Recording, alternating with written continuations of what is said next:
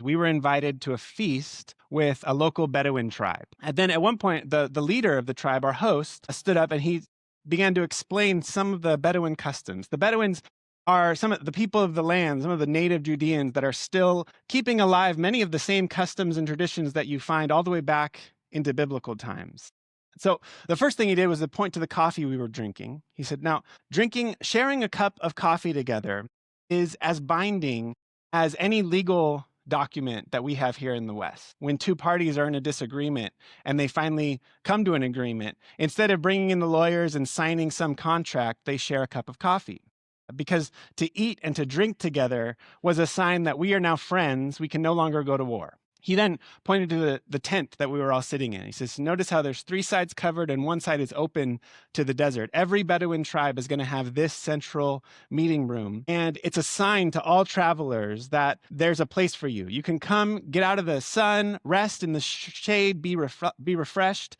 And our door is always open. So that's a hallmark of any Bedouin tribe. This is where he said something that blew us all away. He said, now, if you were a stranger and you were coming in from the desert, you would come into this tent. We would immediately come out and serve you some coffee to show that we're friends. We would go and kill a goat and make you some goat stew. And then we would give you a cushion to lay on. You could sleep and spend the night. The next day, everything would repeat. We'd give you more food, more shelter. We'd let you sleep and stay the night. And then finally, on the third day, is it even proper or polite to ask, what is your name and what is your business?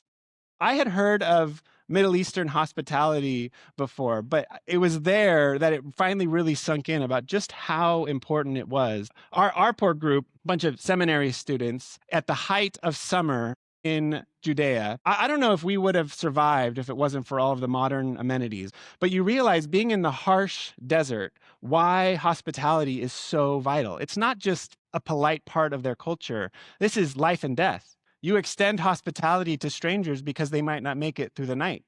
And the next time around, it might be you in desperate need of food and shelter. And so hospitality is just baked right in to their culture.